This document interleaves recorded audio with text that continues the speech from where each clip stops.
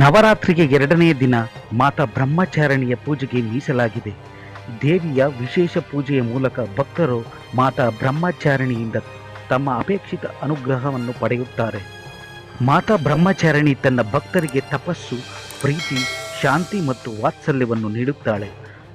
ಶಾಸ್ತ್ರಗಳ ಪ್ರಕಾರ ನವದುರ್ಗೆಯರಲ್ಲಿ ಮಾತಾ ಬ್ರಹ್ಮಚಾರಿಣಿಯೇ 2ನೇ ಸ್ಥಾನದಲ್ಲಿದೆ.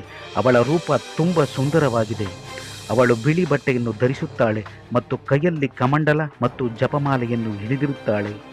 ಮಾತಾ ಬ್ರಹ್ಮಚಾರಿಣಿಯು ಮುಖವು ಸೂರ್ಯನಂತೆ ಪ್ರಕಾಶಮಾನವಾಗಿರುತ್ತದೆ ಮತ್ತು ಚಂದ್ರನಂತೆ ಶಾಂತಿ ಮತ್ತು ತಂಪು ನೀಡುತ್ತದೆ.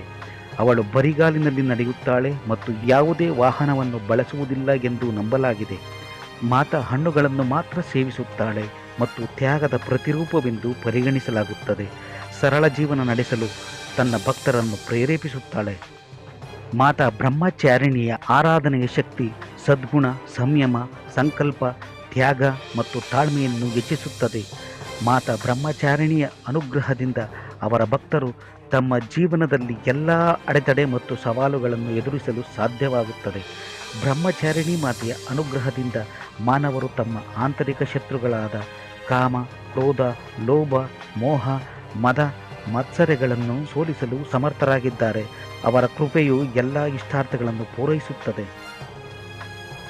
ಹಿಮಾಲಯದ ರಾಜ ಆದಿಶಕ್ತಿ ಮಾತೆಯ ಪರಮಭಕ್ತ ಎಂದು ನಂಬಲಾಗಿದೆ. ಮಾತೆಯ ಕೃಪೆಯಿಂದ ಅವರಿಗೆ ಪಾರ್ವತಿ ಎಂಬ ಮಗಳು ಜನಿಸಿದಳು. ಮಾತಾ ಪಾರ್ವತಿಯು ಸತಿಯ ಅವತಾರವಾಗಿದ್ದರು. ಆದ್ದರಿಂದ ಆಕೆಗೆ ಸ್ವಾಭಾವಿಕವಾಗಿ ಶಿವನ ಮೇಲೆ ಮೋಹಿತಳಾದಳು. ಶಿವನನ್ನೇ ಮದುವೆಯಾಗಲು ಮಾತೆ ಪಾರ್ವತಿ ಕಠಿಣ ತಪಸ್ಸು ಮಾಡಿದರು. ಅವಳು ತನ್ನ ಕೈಯಲ್ಲಿ ಕಮಂಡಲ ಮತ್ತು ಜಪಮಾಲೆಯೊಂದಿಗೆ ತಪಸ್ಸು ಮಾಡುತ್ತಿದ್ದಳು.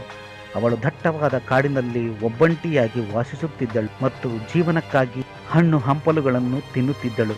ಈ ಅವಧಿಯಲ್ಲಿ ಅನೇಕ ಅಸುರರು ಸಹ ಎದುರಿಸಲು ಪ್ರಯತ್ನಿಸಿದರು. ಆದರೆ ಅವಳು ತನ್ನ ತಪಸ್ಸಿನಿಂದ ವಿಮುಖಳಾಗಲೇ ಇಲ್ಲ. ಜೀವನದಲ್ಲಿ ಸಂತೋಷ, ಸಮೃದ್ಧಿ ಮತ್ತು ತಾಳ್ಮೆಯನ್ನು ಪಡೆಯಲು ಮಾತಾ ಬ್ರಹ್ಮಚಾರಿಣಿಯನ್ನು ಪೂಜಿಸುತ್ತಾರೆ. ಮಾತಾ ಬ್ರಹ್ಮಚಾರಿಣಿಯ ಕೃಪೆಯಿಂದ ಮಂಗಳ ಗ್ರಹದ ದುಷ್ಪರಿಣಾಮಗಳು ದೂರವಾಗುತ್ತವೆ. ಒಬ್ಬ ವ್ಯಕ್ತಿಯ ಜಾತಕದಲ್ಲಿ ಮಂಗಳನ ದೋಷವಿದ್ದರೆ ಅವನು ಖಂಡಿತವಾಗಿಯೂ ಮಾತಾ ಬ್ರಹ್ಮಚಾರಿಣಿಯನ್ನು ಪೂಜಿಸಬೇಕು.